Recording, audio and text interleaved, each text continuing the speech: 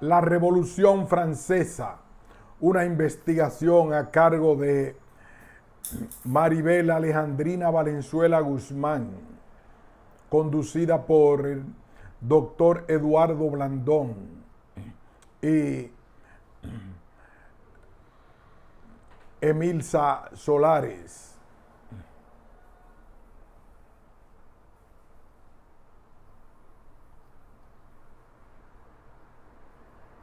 Introducción. Esta investigación comprende 3 capítulos. En el primero se aborda la reseña histórica de la Revolución Francesa.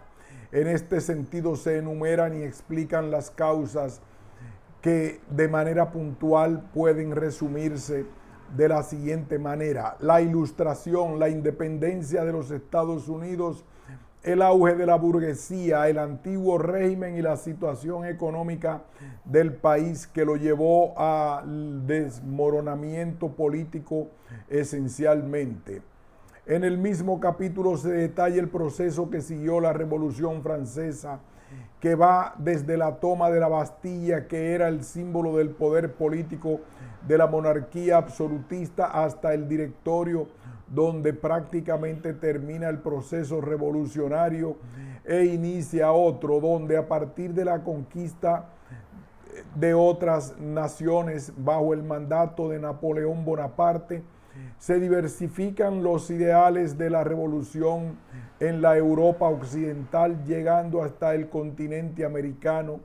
En el capítulo 2 se aborda el impacto histórico de la revolución, el cual se mide a partir de las múltiples consecuencias que se dan no solo a nivel del contexto en el cual se desarrolló el hecho histórico que se estudia, sino también en cuanto al contexto mundial.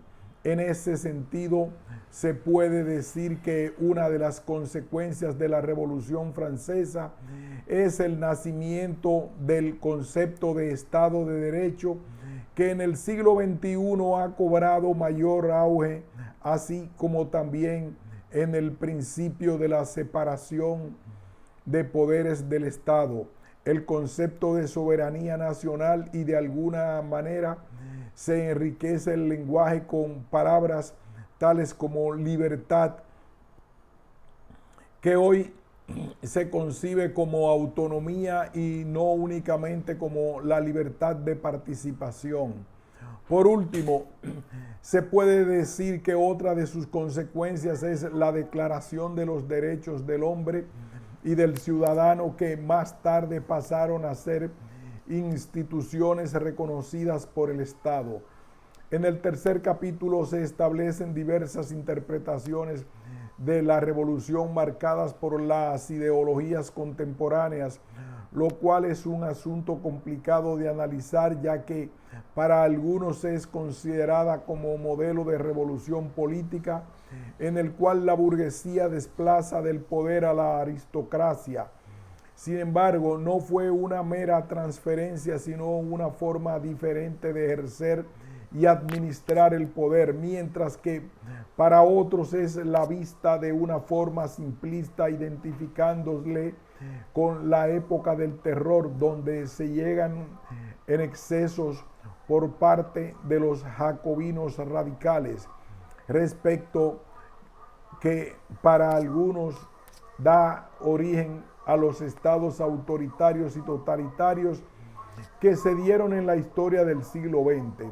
Por último, se plantea la conclusión sobre el tema abordado, la cual gira en torno a la evaluación crítica de la Revolución Francesa, donde desde una perspectiva objetiva se valoran los aportes de esta a la humanidad, así como también se evalúan los desaciertos como elemento fundamental para la explicación del presente, que permita al hombre y a la mujer del siglo XXI tomar conciencia de su papel como ser social.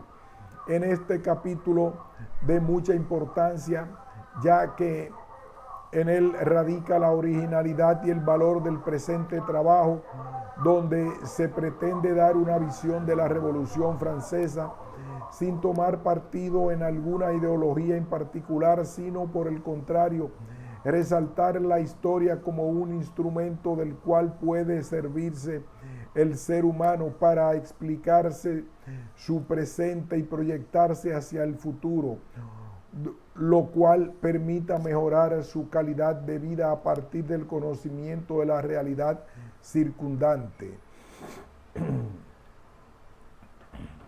Capítulo 1.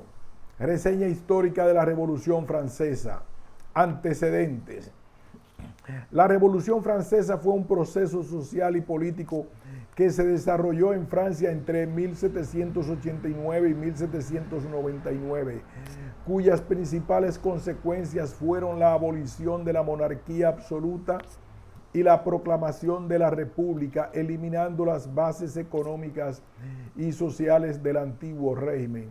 Si bien la organización política de Francia osciló entre república, imperio y monarquía durante 75 años después que la primera república cayera tras el golpe de estado de Napoleón Bonaparte, lo cierto es que la revolución marcó el final definitivo del absolutismo y dio a luz a un nuevo régimen donde la burguesía y en algunas ocasiones las masas populares se convirtieron en la fuerza política dominante en el país.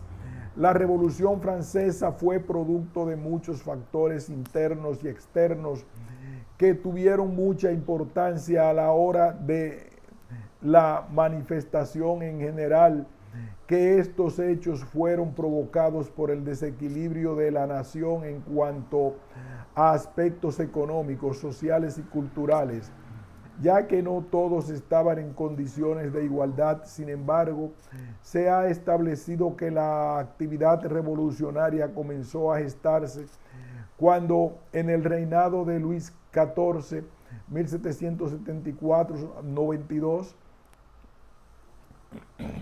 se produjo una crisis en las finanzas reales debido al crecimiento de la deuda pública. Es importante mencionar que a pesar de que Francia era un país con una economía en expansión, tenía una estructura social conflictiva y un estado monárquico en crisis. De hecho, puede hablarse de una crisis del antiguo régimen en toda Europa occidental, pero en el estado francés se toma en la causa principal de la crisis del campo y los levantamientos campesinos, además de la existencia de una burguesía que había adquirido conciencia de su papel en cuanto a los cambios que necesitaba la sociedad francesa de aquel entonces. Existía así también una oposición generalizada contra reglas económicas y sociales que favorecían a grupos privilegiados, tal como se indica en la cita siguiente. La mayor parte de la población estaba descontenta a causa de la pobreza y la obligación de pagar impuestos elevados. A ello se sumaba la situación del Estado francés, el cual padecía una grave crisis financiera, gastaba mucho más de lo que ingresaba, en parte debido al apoyo económico enviado por el gobierno a las 13 colonias inglesas en la Guerra de Independencia y por el costo elevado que representaba la manutención de los grupos privilegiados. Durante el reinado de Luis XIV y Luis XVI, diferentes ministros trataron sin éxito de reformar el sistema impositivo y convertirlo en un sistema más justo y uniforme. Tales iniciativas encontraron fuerte oposición en la nobleza, que se consideraba a sí misma garante de la lucha contra el despotismo. Determinaron que esta no era sostenible y que se precisaba llevar a cabo reformas importantes. Proponían un código tributario uniforme en lo concerniente a la tenencia de tierras. Aseguraba que así se permitiría un saneamiento de las finanzas. Sin embargo, aunque se convenció al rey de la necesidad de la reforma propuesta, La Asamblea de Notables rehusó aceptar estas medidas, insistiendo en que únicamente podía aprobar dicha reforma un órgano representativo preferentemente, o sea, los Estados Generales. En tal sentido, el rey les pidió la renuncia por presiones, colocando en su lugar a otros que intentaron llevar a cabo las reformas propuestas por los anteriores ministros, pero éstas encontraron nuevamente una fuerte oposición, sobre todo por parte del Parlamento de París. Se trató de proseguir con la reforma tributaria a pesar de los parlamentos, pero esto ocasionó una masiva resistencia de los grupos pudientes que desembocó en el retiro de los préstamos a corto plazo. Tales préstamos daban oxígeno y vida a la economía del Estado francés en aquel momento, por lo que esto indujo prácticamente a una situación de bancarrota nacional. De acuerdo a lo anterior, se consideran como parte de los antecedentes de la revolución la bancarrota en la que se encontraba el Estado de Francia en 1778 y la negativa a convocar a los Estados Generales por parte de Luis XVI para aumentar los impuestos de manera igualitaria, es decir, a toda la población, y se toma como comienzo de la revolución la convocatoria de los Estados Generales el 5 de mayo de 1789, que se erigen en cortes constituyentes. Se considera que la Revolución Francesa tuvo dos fases fundamentales, siendo la primera la monarquía constitucional entre 1789 y 92 y otra la convención entre 1792 y 94, en la cual se distingue el período del terror de 1793 y 1794.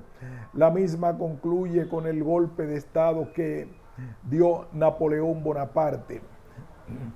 Causas de la Revolución Francesa. En términos generales, fueron varios los factores que influyeron en la revolución. Un régimen monárquico sucumbiendo a su propia rigidez en el mundo cambiante, el surgimiento de una clase burguesa que cobraba cada vez mayor relevancia económica y el descontento de las clases más bajas, junto con la expansión de las nuevas ideas liberales que surgieron en esta época y que se ubican bajo la rúbrica de la Ilustración, que de alguna manera tenían un gran contenido de la ideología masónica que se fundamentaba en el racionalismo. La masonería, que es una ideología humanista proveniente del racionalismo y el naturalismo. Según ella, la naturaleza está guiada por la razón, que lleva por sí sola a toda la verdad y consecuentemente a la libertad, igualdad y fraternidad. Este debía ser el novus ordo seculorum, un nuevo orden secular. La filosofía masónica es precursora de la Revolución Francesa e influye más tarde en la filosofía comunista. En términos generales, fueron varios los factores que influyeron en la revolución y se pueden abordar a partir de 4 puntos de vista.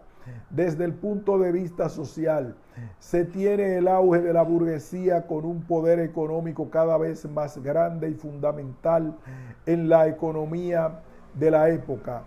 El odio contra el absolutismo monárquico se alimentaba con el resentimiento contra el sistema feudal por parte de la emergente clase burguesa y de las clases populares. Desde el punto de vista político, un Estado anclado en el sistema absolutista que no respondía a las exigencias de una realidad cambiante, donde se rechazaba la separación de los poderes del Estado, que trajo como consecuencia el estancamiento de la sociedad. Desde el punto de vista ideológico, tuvo importancia la extensión de nuevas ideas, producto del período de Ilustración. Los conceptos de libertad política, de fraternidad y de igualdad, o de rechazo a una sociedad dividida, o las nuevas teorías políticas sobre la separación de poderes de Estado, fueron las nuevas ideas expuestas por los exponentes del período de la Ilustración, Montesquieu, Voltaire y Rousseau, que encontraron eco en la sociedad francesa. Todo ello fue rompiendo el prestigio de las instituciones del antiguo régimen y ayudaron a su derrumbe. Desde el punto de vista económico, la inmanejable deuda del Estado fue exacerbada por un sistema de extrema desigualdad social y de altos impuestos que los estamentos privilegiados, nobleza y clero, no tenían obligación de pagar, pero que oprimía al resto de la sociedad. Hubo un aumento de los gastos del Estado y el descenso de los beneficios para los terratenientes. Hubo también una escasez de alimento en los meses precedentes a la revolución. Todo lo anterior con el tiempo ayudó a la agudización de las tensiones, tanto sociales como políticas, que se desataron cuando se produjo una gran crisis económica a consecuencia de dos hechos puntuales: la colaboración de Francia con la independencia estadounidense, que ocasionó un gigantesco déficit fiscal, y la disminución de los precios agrícolas. A manera de síntesis, se puede establecer que las causas de la revolución son un conjunto de factores políticos, económicos, sociales, que pueden resumirse del modo siguiente: una estructura tradicional arcaica, minada por la evolución de la economía y el auge de la burguesía, que reclamaba el poder político paralelo al económico que disfrutaba. Exigencias de cambio político acorde con las renovadoras teorías del liberalismo propuestas por los filósofos ilustrados y racionalistas.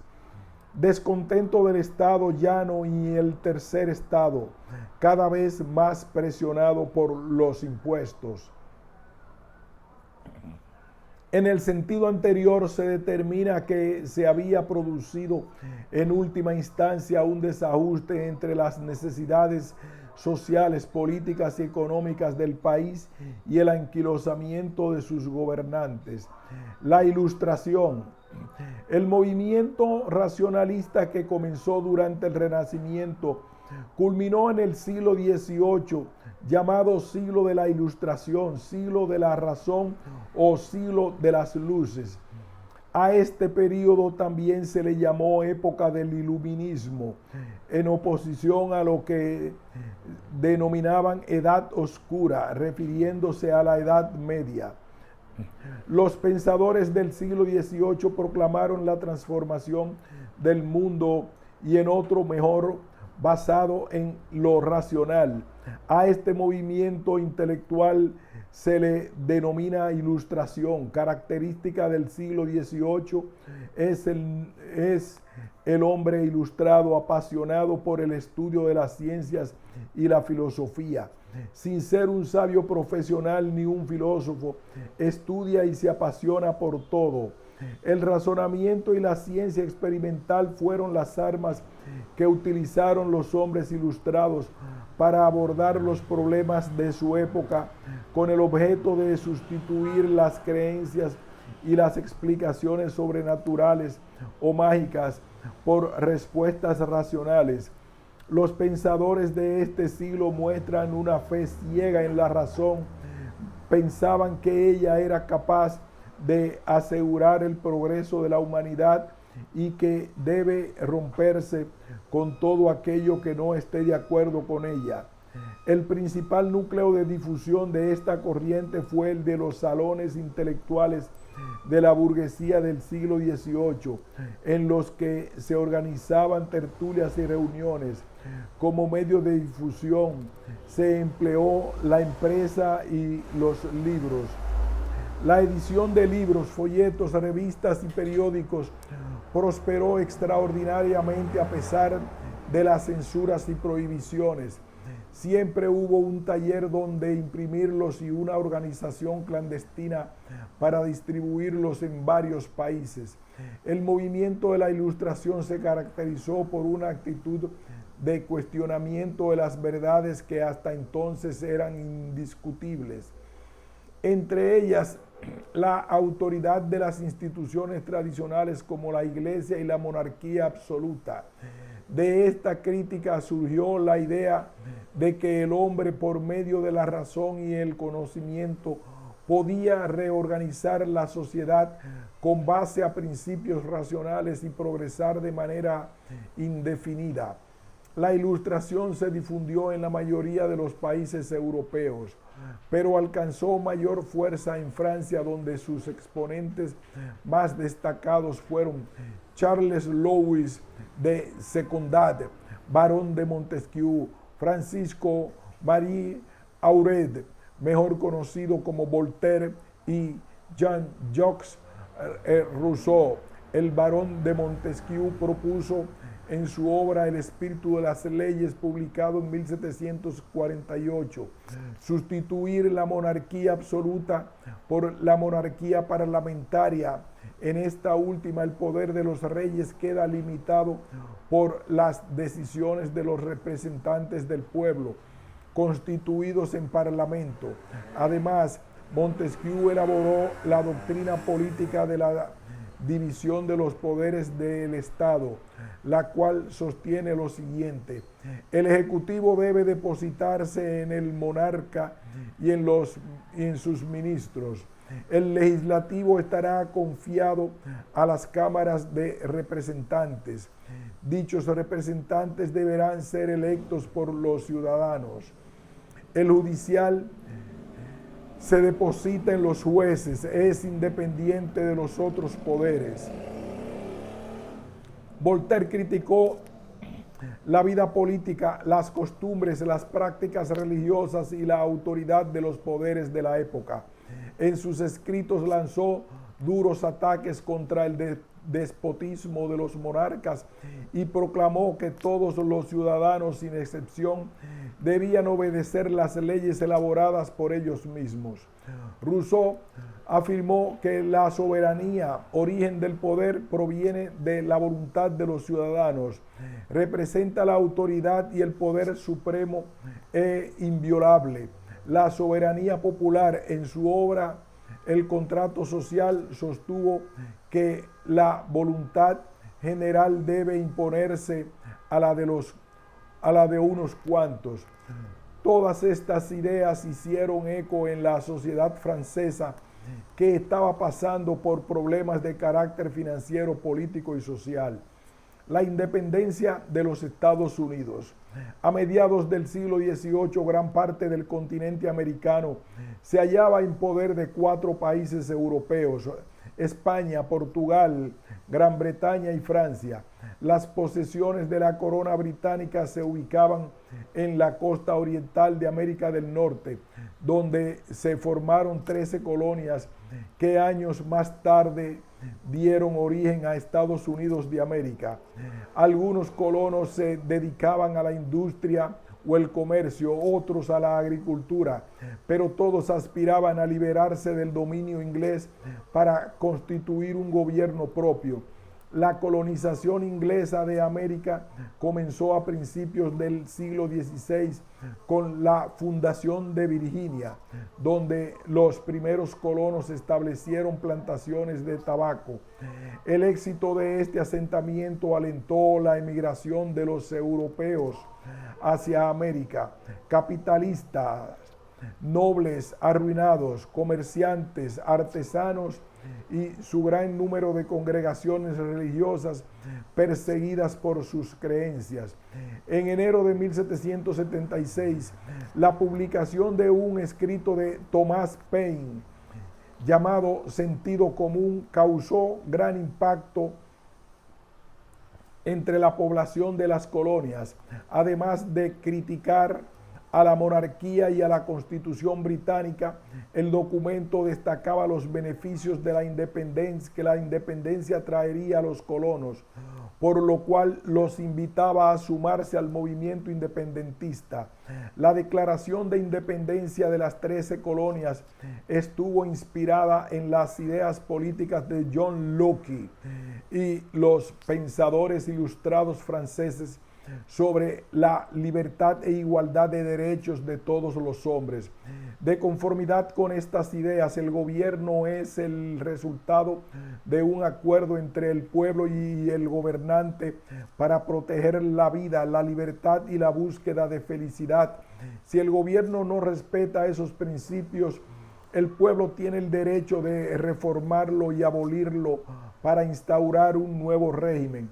En 1778, Francia, interesada en establecer un mercado en las colonias americanas y detener el avance colonizador de Inglaterra, apoyó con tropas y armamento a la lucha independentista. Por ello, los ingleses declararon la guerra a los franceses, lo cual provocó que España se aliara a Francia y en consecuencia con las colonias norteamericanas. El apoyo de las dos naciones alentó la lucha libertadora. En 1781 las tropas norteamericanas derrocaron a los ingleses. De este modo, Estados Unidos de América se convirtió en la primera nación que puso en práctica el modelo de democracia propuesto por los pensadores ilustrados, sirviendo este hecho histórico de inspiración para la Revolución Francesa y se torna en una causa que debilita el antiguo régimen, dado que el apoyo que Francia dio a las colonias norteamericanas para alcanzar su independencia comprometió más su devastada economía. Papel de la burguesía en la Revolución Francesa. En el siglo XII surgen los burgos, ciudades en donde apareció la burguesía como nueva clase social. Los burgueses estaban totalmente fuera del sistema feudal, porque no eran ni soñadores feudales, ni campesinos, ni hombre de iglesia, sino comerciantes quienes podían radicar en las ciudades. Tenían todo el nuevo mundo de oportunidades que explotar. En los burgos surgieron muchas instituciones sociales nuevas. El desarrollo del comercio llevó aparejado consigo el del sistema financiero y la contabilidad. Los artesanos se unieron en asociaciones llamadas gremios, ligas, corporaciones, cofradías o artes, según el lugar geográfico. Surgió también el trabajo asalariado, economía monetaria, surgimiento de la banca, crédito, préstamos, letras de cambio, algo virtualmente desconocido en el mundo feudal y el cual origina un incipiente capitalismo.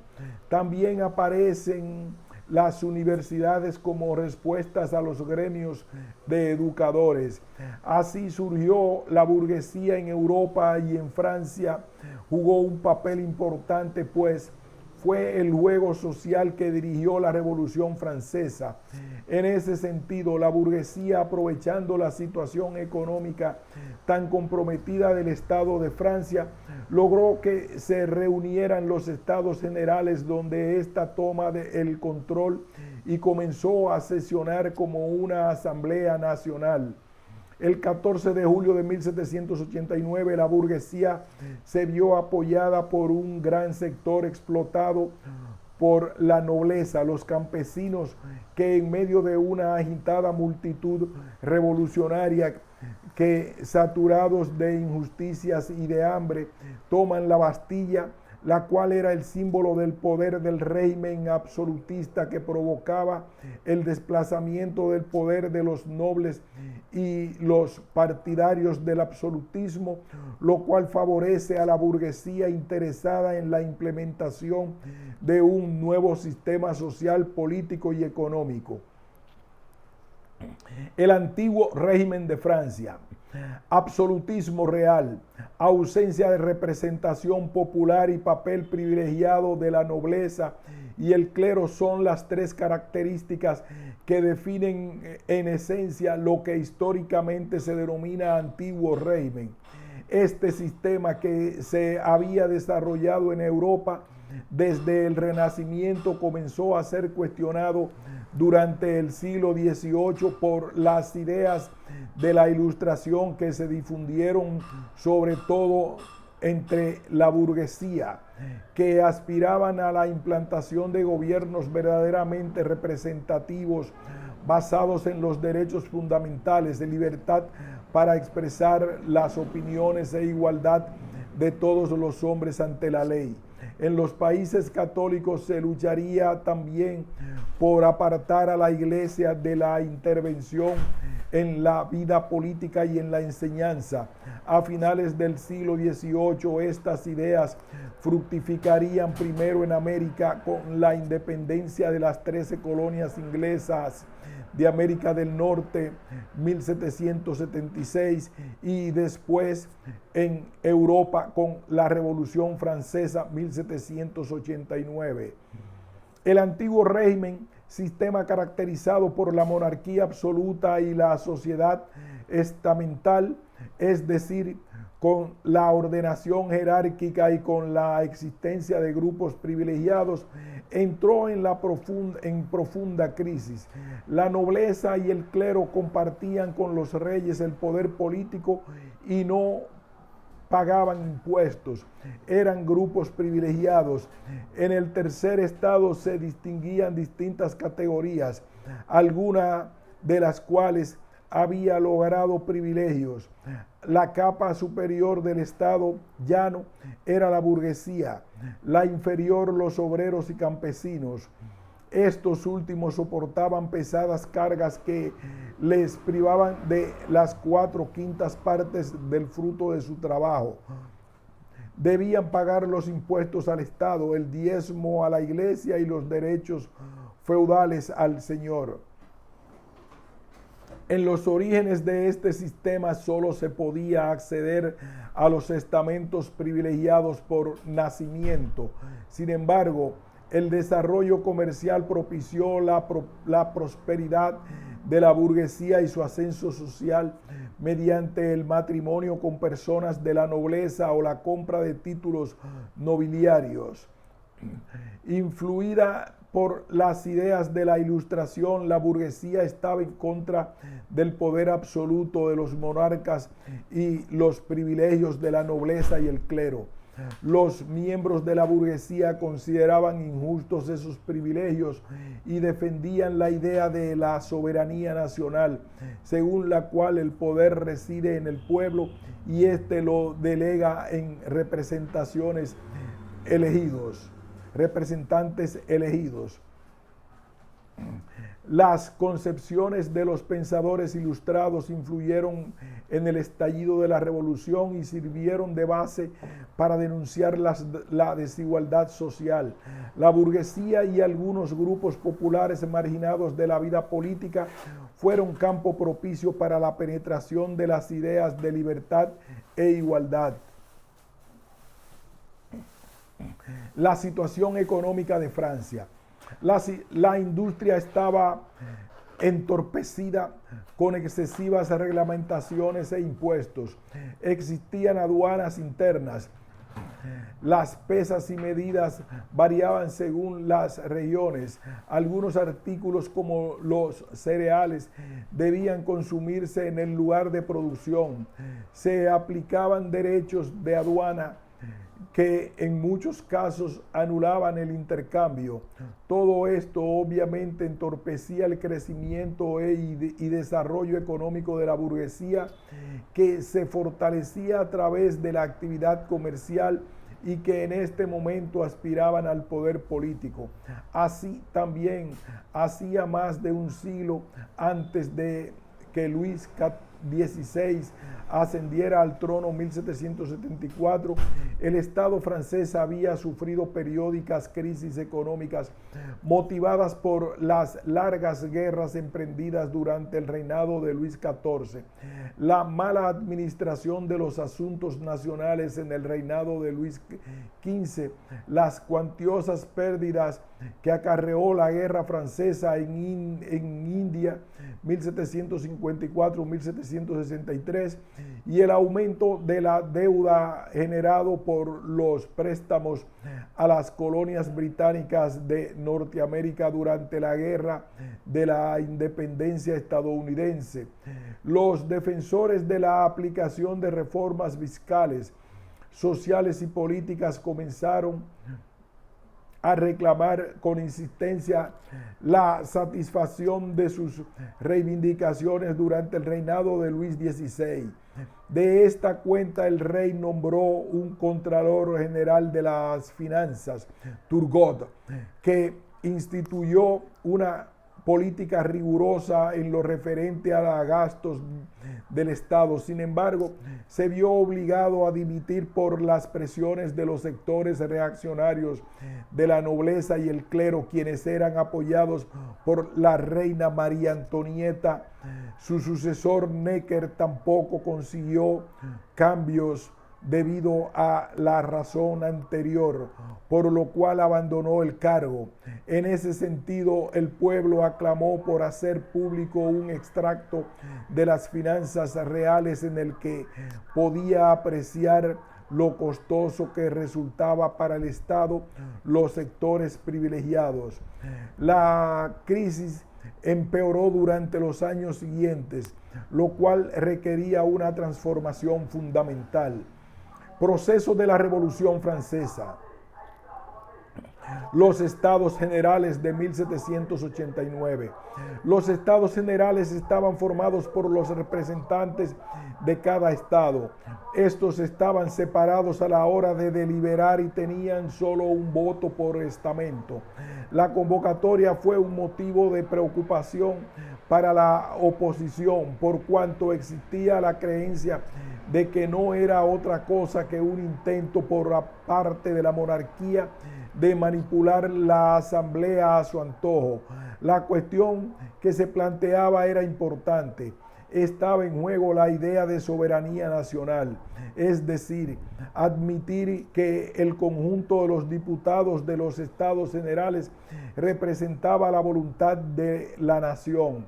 El tercer impacto de los Estados Generales fue de gran tumulto político, particularmente por la determinación del sistema de votación. El Parlamento de París propuso que se mantuviera el sistema de votación que se había usado en 1614.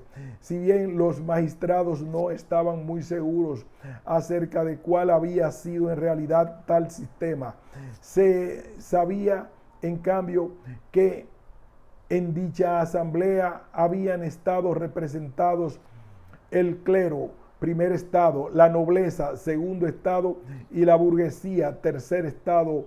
Inmediatamente un grupo de liberales parisinos denominado Comité de los 30 comenzó a protestar y agitar reclamando que se duplicara el número de asambleístas con derecho a voto del tercer estado. El gobierno aceptó esta propuesta, pero dejó a la asamblea la labor de determinar el derecho de voto. Este cabo suelto creó gran tumulto. El rey y una parte de la nobleza no aceptaron la situación. Los miembros del tercer estamento se autoproclamaron Asamblea Nacional y se comprometieron a escribir una constitución. Sectores de la aristocracia confiaban en que estos estados generales pudieran servir para recuperar parte del poder perdido, pero el contexto social ya no era el mismo que en 1614. Ahora existía una élite burguesa que tenía una serie de reivindicaciones e intereses que chocarían frontalmente con los de la nobleza y también con los del pueblo, cosa que se demostraría en los años siguientes. Cuando finalmente los Estados Generales de Francia se reunieron en Versalles el 5 de mayo de 1789 y se originaron las disputas respecto al verificar sus propias credenciales, comenzando a hacerlo el 28 de mayo y finalizando el 17 de junio, cuando los miembros del tercer estado se declararon como únicos integrantes de la Asamblea Nacional. Esta no representaría a las clases pudientes, sino al pueblo en sí. La primera medida de la Asamblea fue votar en favor de la Declaración de los Derechos del Hombre y del Ciudadano. Si bien invitaron a los miembros del primer y segundo estado a participar en esta asamblea, dejaron en claro sus intenciones de proceder incluso sin esta participación. La Asamblea Nacional. Las discusiones relativas al procedimiento se prolongaron durante 6 semanas hasta que se constituyó en Asamblea Nacional el 17 de junio.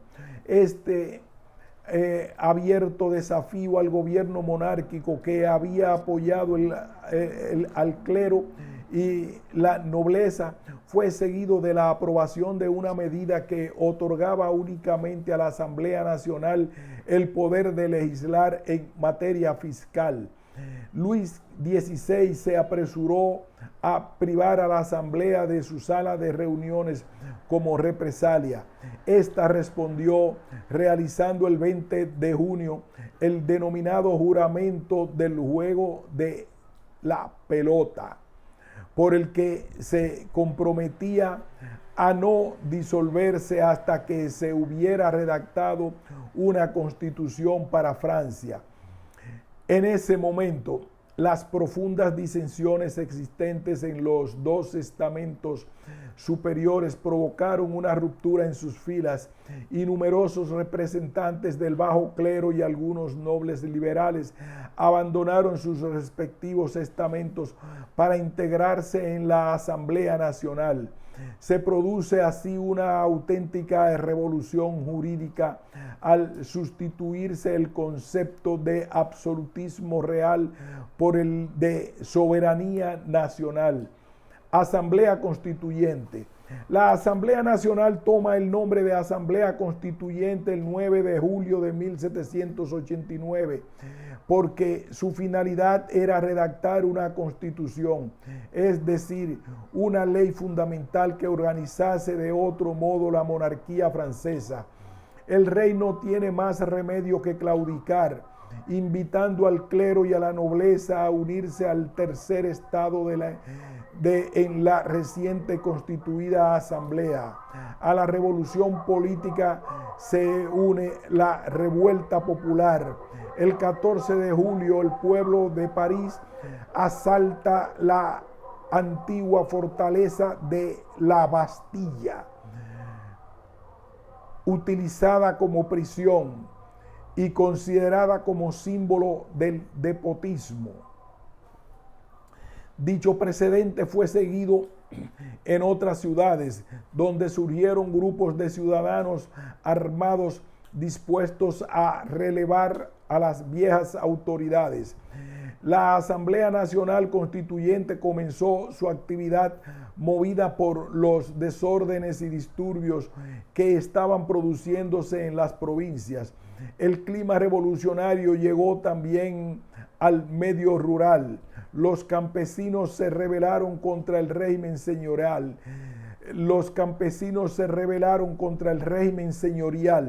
Asaltando mansiones y reclamando la supresión de las viejas cargas feudales.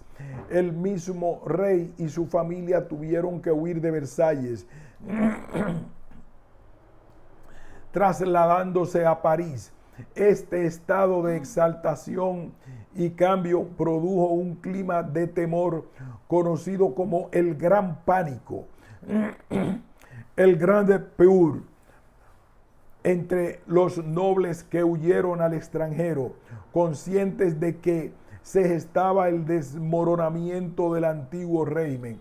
El clero y la nobleza hubieron de renunciar a sus privilegios en la sesión celebrada durante la noche del 4 de agosto de 1789. La Asamblea aprobó la legislación por la que quedaba abolido el régimen feudal y señorial y se suprimía el diezmo, aunque se otorgaban compensaciones en ciertos casos. En otras leyes se prohibía la venta de cargos públicos y la exención tributaria de los estamentos privilegiados. En medio de este clima, la burguesía comienza a construir los cimientos del nuevo orden. Su obra legislativa queda marcada por tres aspectos fundamentales: la Declaración de Derechos del Hombre y del Ciudadano, 1789, la Constitución Civil del Clero, 1790, y la Constitución de 1791. Como paso previo a la Constitución, la Asamblea elaboró y votó Como paso previo a la Constitución, la Asamblea elaboró y votó a favor de la Declaración de Derechos del Hombre y del Ciudadano el 26 de agosto de 1789, sintetizados más tarde en tres principios: libertad, igualdad, fraternidad, verdadero emblema de la revolución. En ella se reconoce la igualdad como derecho inalienable y la soberanía nacional, pero también hay contradicciones. La igualdad es solo civil. Se admiten las libertades de prensa y opinión, pero no se menciona la de asociación. La ley de Chapelier del 14 de junio de 1791 la prohibirá expresamente. Con todo, se trata de un texto de carácter universal que todavía hoy sigue vigente. Se destaca que el reconocimiento de la soberanía nacional sentó las bases de una futura monarquía constitucional, a pesar del lógico disgusto del rey, que no tuvo más remedio que aceptarla.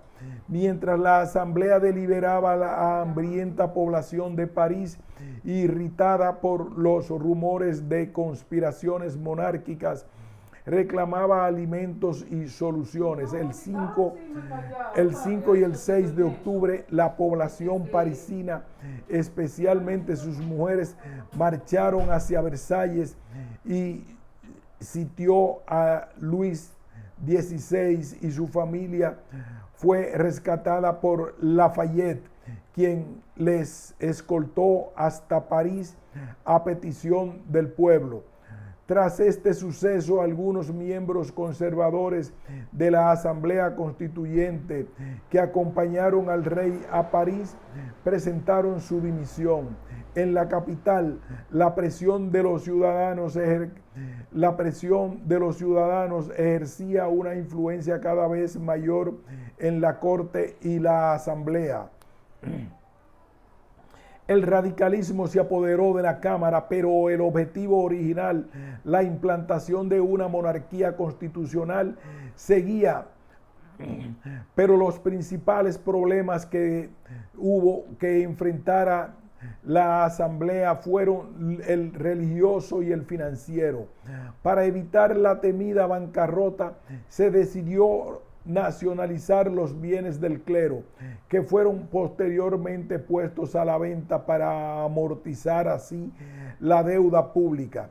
Los títulos emitidos como reembolso de las deudas pendientes del Estado se conocieron con el nombre de asignados. Es decir, el Estado emitió títulos de la deuda garantizados por los bienes de la Iglesia, con los cuales podían ser reembolsados.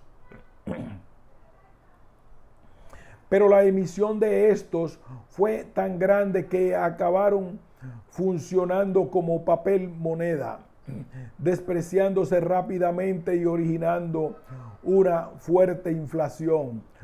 Aunque con la venta de los bienes de la iglesia habían surgido propietarios dispuestos a no perder lo garantizado por la revolución, la inflación galopante introdujo un factor de inestabilidad social que acabaría pasando factura. Al perder sus bienes y suprimirse los diezmos, la iglesia francesa pasó a depender económicamente del Estado. Por esta razón, la Asamblea Constituyente hubo de emprender una reforma y racionalización de la organización eclesiástica que se concretó en la Constitución Civil del Clero. Mediante esta norma jurídica, la Iglesia francesa pasaba a tener un carácter más nacional, alejándose de la dependencia del Papa. Se reducía el número de obispos, se cambiaba el sistema de nombramientos y se exigía prestar juramento constitucional a todos los miembros del estamento eclesiástico. Esta medida originó la división del clero francés en juramentado o refractario, según jurase o no, aportando un elemento más de discordia al asentamiento de la revolución. El primer borrador de la Constitución recibió la aprobación del monarca francés en unas fastuosas ceremonias a las que acudieron delegados de todos los lugares del país el 14 de julio de 1790. Este documento suprimía la división provincial de Francia y establecía un sistema administrativo cuyas unidades eran los departamentos, que dispondrían de organismos locales elegibles. Se legalizaron los títulos hereditarios, se crearon los juicios con jurado en las causas penales y se propuso una modificación fundamental de la legislación francesa. Con respecto a la institución que establecía requisitos de propiedad para acceder al voto, sufragio censitario, la Constitución disponía que el electorado quedara limitado a las clases altas y medias. El nuevo estatuto confería el poder legislativo a la Asamblea Nacional, compuesta por 745 miembros elegidos por un sistema de votación indirecto. Aunque el rey seguía ejerciendo el poder ejecutivo, se le impusieron estrictas limitaciones. Su poder de veto tenía un carácter meramente suspensivo y era la Asamblea quien tenía el control efectivo de la dirección de la política exterior. El poder judicial sería desempeñado por jueces elegidos por el pueblo. Quedaba abolido el absolutismo, estableciéndose un régimen de monarquía constitucional claramente favorable a los intereses de la nueva clase emergente, la burguesía adinerada. La Asamblea Legislativa. Una vez concluida su misión, la Asamblea Constituyente se disolvió, dando paso a la Asamblea Legislativa, que tenía que formular leyes para desarrollar los principios establecidos en la Constitución de 1791. Dentro del nuevo sistema de gobierno, el poder legislativo lo desempeñaba la Asamblea Legislativa, que estaba compuesta por 263 diputados de derecha o defensores de la monarquía constitucional y 136 de izquierda, divididos en jacobinos y girondinos, partidarios de la Revolución y la República. En el centro quedaban unos 300 diputados equidistantes de ambos extremos. La división de la burguesía dificultó el funcionamiento de la monarquía constitucional, que apenas duró un año, pues la inestabilidad interior y el comienzo de las guerras de la revolución con Europa provocaron una segunda revolución en agosto de 1792 que acabó con la monarquía y estableció la Primera República. Diversas circunstancias crearon un ambiente desfavorable para la consolidación de la monarquía constitucional. El rey buscó ayuda extranjera para acabar con la revolución. La tensión social empeorada por la mala cosecha de 1791, que encareció el precio del pan, y la presión económica tras el fracaso de la emisión de asignados. Los nobles difamaron el nuevo régimen y trataron de conseguir la invasión de Francia por las fuerzas imperiales. Los católicos, indignados con la constitución civil del clero, se sublevaron en algunas regiones de Francia. Los mismos revolucionarios estaban divididos. Los constitucionales sostenían la aplicación estricta de la Constitución y el mantenimiento integral de los poderes del rey. Los jacobinos buscaron reformar la Constitución, reduciendo los poderes del rey.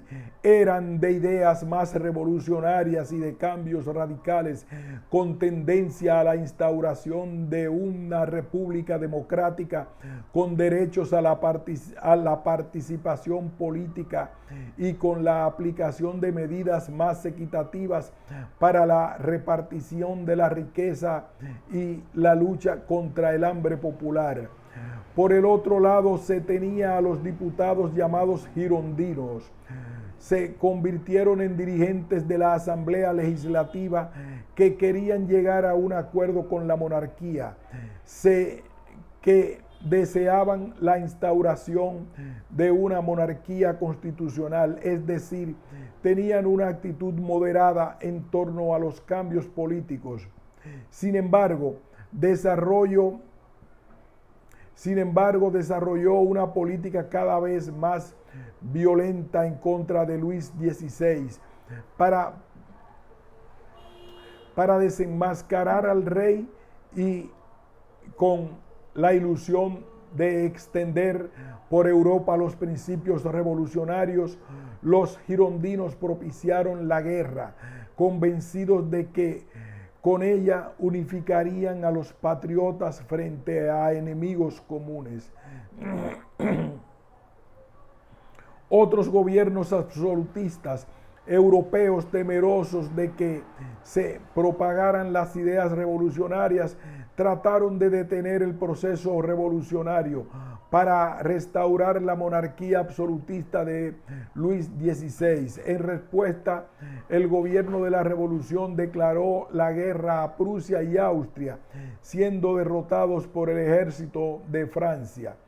El creciente malestar social provocado por la guerra y la crisis económica, sumado al desprestigio de la Asamblea por su negativa de destituir al rey, propició una nueva oleada revolucionaria. Sus resultados fueron los siguientes.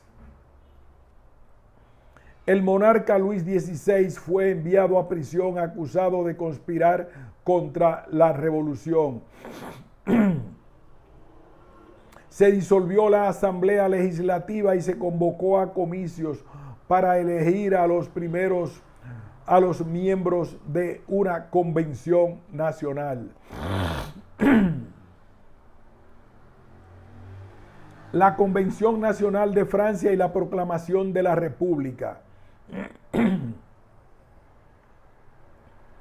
En septiembre de 1792 fue elegida por medio del voto de los ciudadanos la Convención Nacional. Este hecho significativo y el triunfo de aquellos que buscaban la abolición de los privilegios feudales y una profunda transformación de la sociedad francesa.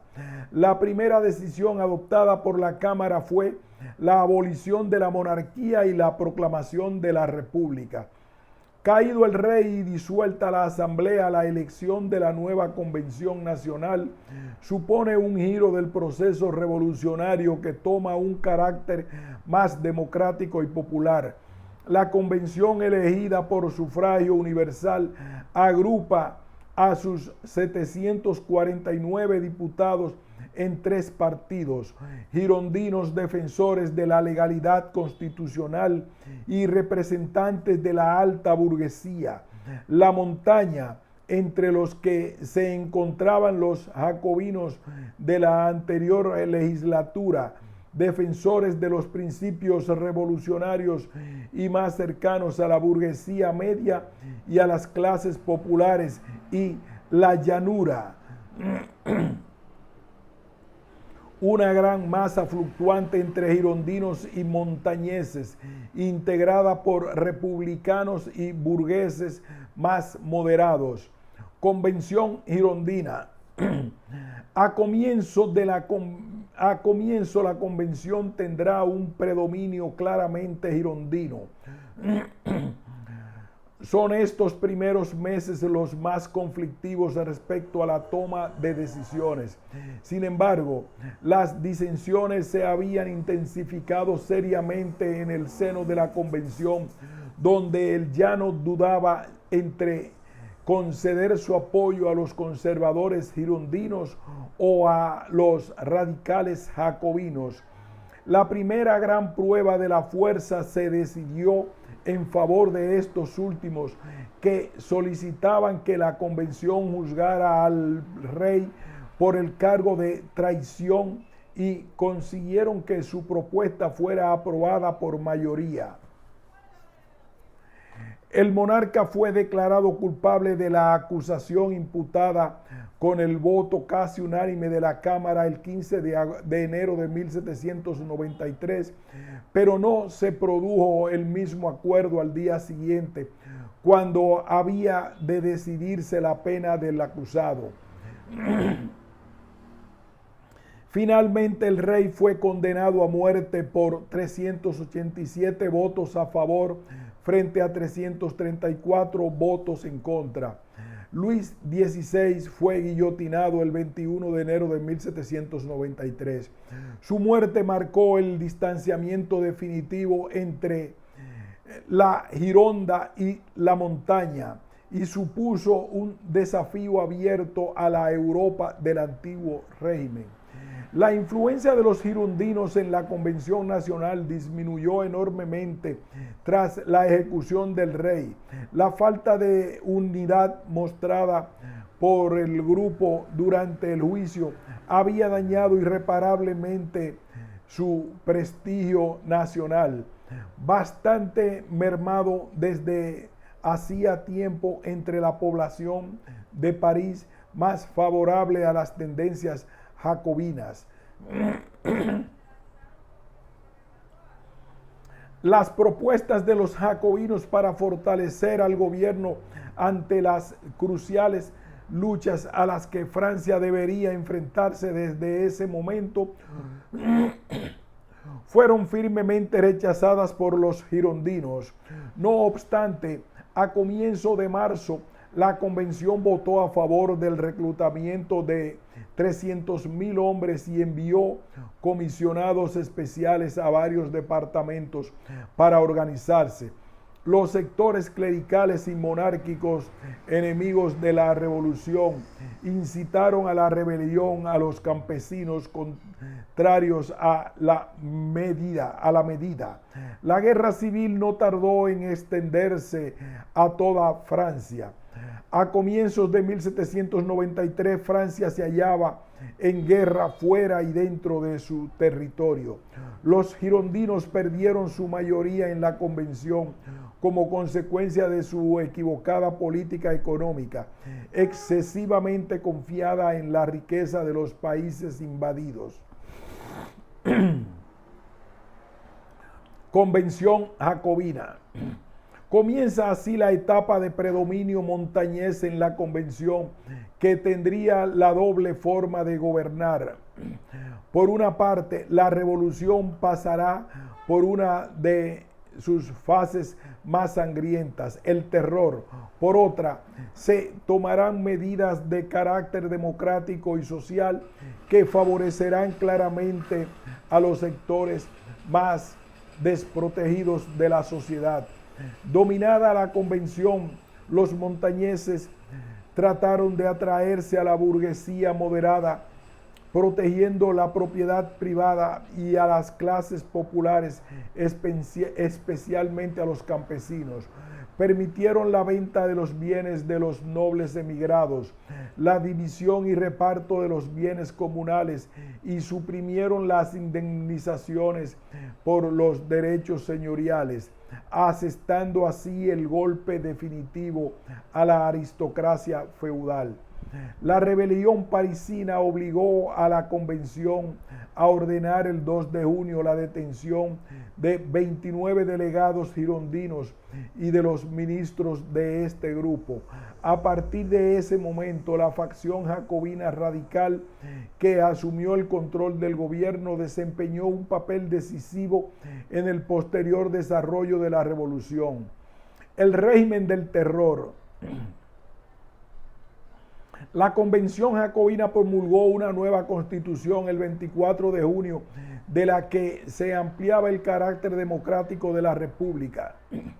La Constitución de 1793 reconocía el derecho al trabajo, a la asistencia social y a la enseñanza gratuita para todos. El sufragio censatario fue sustituido por el sufragio universal. Sin embargo, este estatuto nunca llegó a entrar en vigor. El 10 de julio, la presidencia del Comité de Salvación Pública fue transferida a los jacobinos, que reorganizaron completamente las funciones de este organismo. Los jacobinos implantaron medidas policiales extremas para impedir cualquier acción contrarrevolucionaria. Los poderes del comité fueron renovados mensualmente por la Convención Nacional desde abril de 1793 hasta julio de 1794. A partir de esas acciones se da un periodo que pasó a denominarse Reinado del Terror. Fue así como María Antonieta fue ejecutada el 16 de octubre y 21 destacados girondinos murieron guillotinados el 31 del mismo mes por ser contrarios a su política. Tras estas represalias iniciales, miles de monárquicos, sacerdotes girondinos y otros sectores acusados de realizar actividades contrarrevolucionarias y de simpatizar con esta causa fueron juzgados por los tribunales revolucionarios, declarados culpables y condenados a morir en la guillotina. El número de personas condenadas a muerte en París ascendió a 2.639. Las penas infligidas a los traidores o presuntos insurgentes fueron más severas en muchos departamentos periféricos, especialmente en los principales centros de la insurrección monárquica. El número total de víctimas durante el reinado del terror llegó a 40.000. Entre los condenados por los tribunales revolucionarios, aproximadamente el 8% eran nobles, el 6% eran miembros del clero, el 14% pertenecía a la clase media y el 70% eran trabajadores o campesinos acusados de eludir el reclutamiento militar forzado, de deserción, acaparamiento, rebelión u otros delitos. Fue el clero católico el que sufrió proporcionalmente las mayores pérdidas entre todos estos grupos sociales. El odio anticlerical se puso de manifiesto también en la abolición del calendario juliano en octubre de 1793, que fue reemplazado por el calendario republicano. El Comité de Salvación Pública intentó reformar Francia basándose de formas fanáticas en sus propios conceptos de humanitarismo, idealismo y social patriotismo. El comité, movido por el deseo de restablecer una república de virtud, alentó la devoción por la república y la victoria adoptó medidas contra la corrupción y el acaparamiento. Asimismo, el 23 de noviembre de 1793, la Comuna de París ordenó cerrar las iglesias de la ciudad. Esta decisión fue seguida posteriormente por las autoridades locales de toda Francia y comenzó a promover la religión revolucionaria conocida como el culto a la razón. El directorio. La convención aprobó una nueva constitución, dividió el poder legislativo en dos cámaras, el Consejo de los 500, que preparaba las leyes, el Consejo de Ancianos, encargado de aprobarlas. Estos consejos se reunían en sesiones extraordinarias para elegir a los 5 miembros del directorio en el que se depositaba el poder ejecutivo. El directorio continuó la lucha contra los partidarios de la monarquía y los jacobinos. Atamientos contra el gobierno del directorio. Se ordenó la intervención del ejército, entre cuyos generales comenzaba a destacar Napoleón Bonaparte. La guerra contra los estados absolutistas de Europa continuaba. El directorio confió a Napoleón la dirección de los ejércitos franceses. El 9 de noviembre de 1979, Napoleón desconoció el gobierno del directorio y el poder ejecutivo quedó en manos de un consulado. De este modo terminó la Revolución Francesa. Sin embargo, sus principios y transformaciones políticas fueron difundidos en Europa por los ejércitos de Napoleón. Bonaparte, investido con poderes dictatoriales, utilizó el entusiasmo y el idealismo revolucionario de Francia para satisfacer sus propios intereses.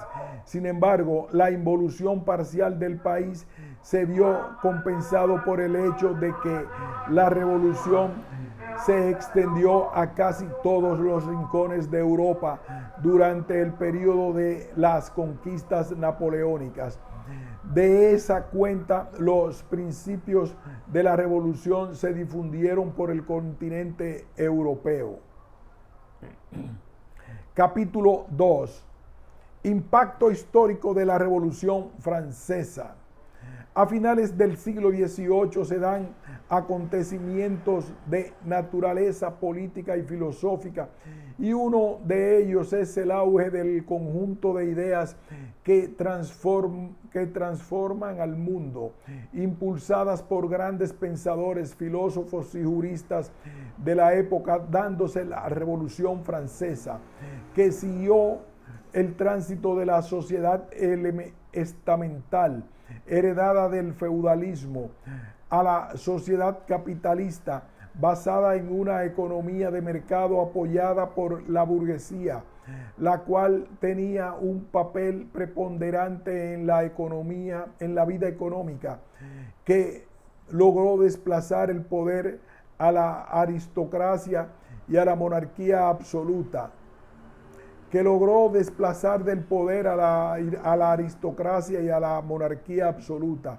A partir de esta sucesión surge y se afirma un nuevo sistema cuyos principios suponen la quiebra del anterior régimen y la definición de uno nuevo principio donde se fundamenta sobre la voluntad generale, la razón humana. Los revolucionarios franceses no solo crearon un nuevo modelo de sociedad y Estado, sino que difundieron un nuevo modo de pensar a la mayor parte del mundo. De este extenso proceso se desata la base ideológica que da comienzo a un nuevo criterio social, económico y jurídico que se fundamenta en la génesis de la revolución. Los que más resalta de estos preceptos son los principios de igualdad, la idea de la libertad y la concepción concreta de la estructura y la función del Estado. En el sentido anterior se dice que el impacto de la Revolución Francesa en el mundo puede medirse en función de sus consecuencias, las cuales se detallan a continuación. Consecuencias de la revolución: abolición del feudalismo. Aquí haremos una pausa y continuaremos más adelante detallando esta interesante lectura.